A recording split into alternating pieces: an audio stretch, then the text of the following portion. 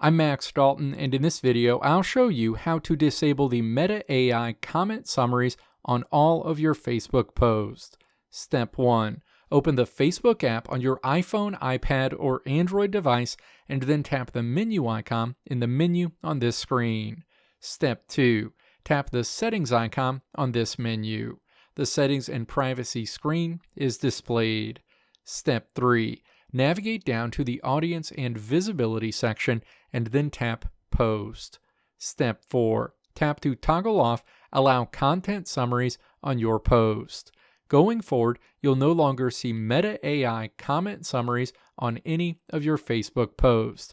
You may still see comment summaries associated with ad posts on Facebook. Let me know if this video helped you out in the comments below. If you liked what you saw here, click the video links on the right side of the screen to check out another video.